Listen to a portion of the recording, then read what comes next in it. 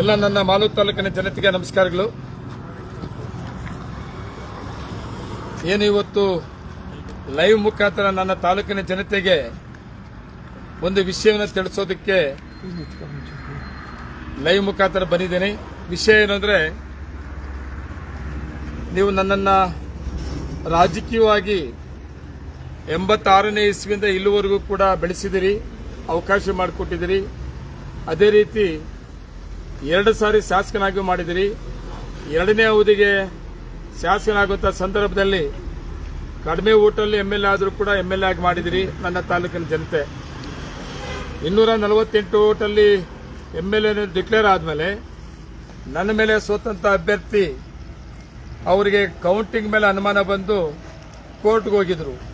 ಕೋರ್ಟಲ್ಲಿ ರೀಕೌಂಟಿಂಗ್ ಆಗಬೇಕು ಅಂತ ಕೇಳಿದ್ರು.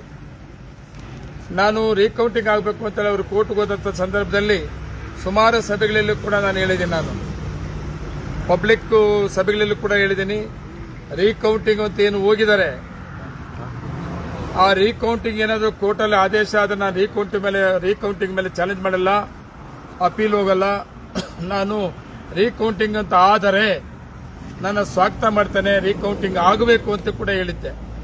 ಆದರೆ ಇವತ್ತಿನ ಕೋರ್ಟಿನ ಆದೇಶ ಚುನಾವಣೆಯ ಪ್ರಕ್ರಿಯೆಯನ್ನ ಶಾಸಕರನ್ನ ಅಸಿಂಧುಗೊಳಿಸಿ ಕೌಂಟಿಂಗ್ ಮಾಡಿ ಅಂತ ಆಗಿದೆ, ರೀಕೌಂಟಿಂಗ್ ಮಾಡಿ ಅಂತ ಆಗಿದೆ. ಅದರಿಂದ ತುಂಬಾ ಬೇಜಾರು ಕೂಡ ಆಗಿದೆ. ಆದರೆ ನಾನು ಒಂದು ಮಾತು ನನ್ನ ತಾಲೂಕಿನ ಜನತೆಗೆ, ನನ್ನ ಅಭಿಮಾನಿಗಳಿಗೆ ತಿಳಿಸೋದೇನೆಂದ್ರೆ, ಯಾರೂ ಗಾಬರಿ ಆಗಬೇಡ್ರಿ.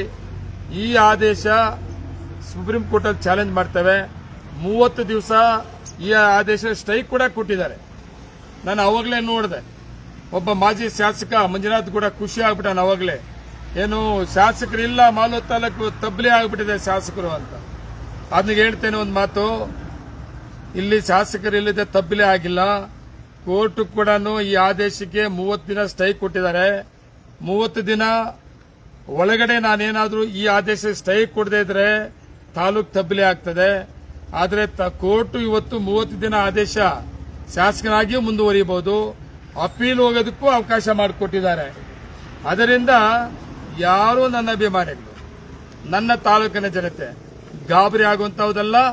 ಇದು ಯಾಕೆ ಹೆಂಗೆ ಆಯಿತು ಕೋರ್ಟ್ ಆದೇಶ ಆಶ್ಚರ್ಯಕರವಾಗಿದೆ. ಆದರೆ ಸುಪ್ರೀಂ ಕೋರ್ಟ್ ಅಲ್ಲಿ ನಿಮ್ಗೆಲ್ಲರಿಗೂ ಕೂಡ ಜಯ ಸಿಗ್ತದೆ. ನನ್ನ ಜಯ ಅಲ್ಲ, ನನ್ನ ತಾಲೂಕಿನ ಜನತೆ. ನೀವೇನು ರಾಜಕೀಯವಾಗಿ ನನ್ನ ಇಷ್ಟೆತ್ತರಕ್ಕೆ ಬೆಳೆಸಿದಿರಿ, ನೀವು ಯಾರೂ ಕೂಡ ಬೇಜಾರು ಪಡುವಂತಹದಲ್ಲ, ಭಯ ಬೀಳುವಂತಹದಲ್ಲ. 30 ದಿವಸ ಏನು ನಮಗೆ ಅವಕಾಶ ಮಾಡಿಕೊಟ್ಟಿದ್ದಾರೆ, 30 ದಿವಸ ಒಳಗಡೆ ಸುಪ್ರೀಂ ಕೋರ್ಟ್ ಅಪೀಲ್ ಹೋಗೋಣ. ಅಪೀಲ್ ಹೋದ್ರೆ ನ್ಯಾಯ ನಮ್ಮ ಪರ ಸಿಗ್ತದೆ. ದಯವಿಟ್ಟು ನೀವು ಯಾರೂ ಕೂಡ ಗಾಬರಿ ಆಗಬೇಡಿ.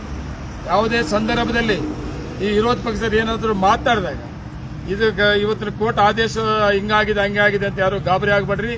ಕೋರ್ಟ್ ಆದೇಶ ಆಗಿರೋದಿಷ್ಟೇ. ಅದಕ್ಕೆ ಸ್ಟೇ ಆರ್ಡರ್ ಕೂಡ ಇದೆ. ಈ ಸ್ಟೇ ಆರ್ಡರ್ ಒಳಗಡೆ ನಾವು ಕೋರ್ಟ್ಗೆ ಚಾಲೆಂಜ್ ಮಾಡಿ ಅದಕ್ಕೆ ನಮಗೆ ಅನುಕೂಲ ಆಗ್ತದೆ ಅನ್ನೋ ಒಂದು ಸಂದೇಶವನ್ನ, ಭರವಸೆಯನ್ನ ನನ್ನ ತಾಲೂಕಿನ ಜನತೆಗೆ ನಾನು ಕೊಡ್ತೀನಿ. ನಾನು ನೋಡಿದ್ರೆ ನಿಮ್ಗೆ ಹೆಂಗ ಅನಿಸ್ತದೆ? ಧೈರ್ಯವಾಗಿದ್ದೀನಿ. ನೀವೆಲ್ಲ ನನ್ನ ಅಭಿಮಾನಿ ಧೈರ್ಯವಾಗಿರ್ರಿ, ಯಾರೂ ಗಾಬರಿ ಆಗಬೇಡ್ರಿ. ಜೀವನದಲ್ಲಿ ನಾನೆಲ್ಲ ನೋಡಿಸ್ಬಿಟ್ಟಿದ್ದೀನಿ. ನೀವು ರಾಜಕೀಯವಾಗಿ ಒಳ್ಳೆ ಒಳ್ಳೆ ಅವಕಾಶಗಳು ಕೊಟ್ಟಿದ್ದೀರಿ. ನಿಮ್ಮ ಅವಕಾಶ ಜೊತೆಗೆ ಇಂಥವೆಲ್ಲ ಫೇಸ್ ಮಾಡೋಕ್ಕೆ ಆರೋಗ್ಯನೂ ಕೊಟ್ಟಿದ್ದಾನೆ ದೇವರು. ನಿಮ್ಮ ಧೈರ್ಯನೂ ನೀವು ಇರೋದ್ರಿಂದ ನಿಮ್ಮ ಧೈರ್ಯ ಕೂಡ ಇದೆ. ಇಂಥ ಸುಮಾರು ನೂರಾರು ಬೇಕಾದಷ್ಟು ತೊಂದರೆಗಳು ಕೊಟ್ಟರು, ಆದರೂ ಕೂಡ ದೇವರು ನೀವಿದ್ರಿ ನನ್ನ ಜೊತೆಗೆ. ಆದರೆ ಇವತ್ತು ಕೋರ್ಟ್ ಗೌರವಾನ್ವಿತ ನ್ಯಾಯಾಲಯ ಏನು ತೀರ್ಪು ಕೊಟ್ಟಿದ್ದಾರೆ, ಆ ತೀರ್ಪಿಗೂ ಕೂಡ ಅವಕಾಶ ಇದೆ. ಆ ತೀರ್ಪು ಮೇಲೆ ನಮಗೊಂದು ಅವಕಾಶ ಕೊಟ್ಟಿದೆ. ಸನ್ಮಾನ್ಯ ಗೌರವಾನ್ವಿತ ನ್ಯಾಯಾಧೀಶರು ಏನು ಆದೇಶ ಮಾಡಿದ್ದಾರೆ, ಆದೇಶಕ್ಕೆ ಅಪೀಲು ಕೂಡ ಅವಕಾಶ ಮಾಡಿಕೊಟ್ಟಿದ್ದಾರೆ. ನಾನು ಸ್ವಾಗತ ಮಾಡ್ತೇನೆ. ನನ್ನ ತಾಲೂಕಿನ ಜನತೆಗೆ ಒಂದು ಧೈರ್ಯ ಕೂಡ ಕೊಡುವಂತ ಒಂದು ವಿಷಯವನ್ನ ನಿಮ್ಮ ಮುಂದೆ ತರಬೇಕಾಗಿತ್ತು. ನೀವೆಲ್ಲರೂ ಕೂಡ ಅಷ್ಟೇ ಧೈರ್ಯವಾಗಿರ್ರಿ, ಏನೂ ಆಗೋದಿಲ್ಲ. ಆದಷ್ಟು ಬೇಗನೆ ಒಳ್ಳೆ ರಿಸಲ್ಟ್ ಬರ್ತದೆ. ನಮಸ್ಕಾರ.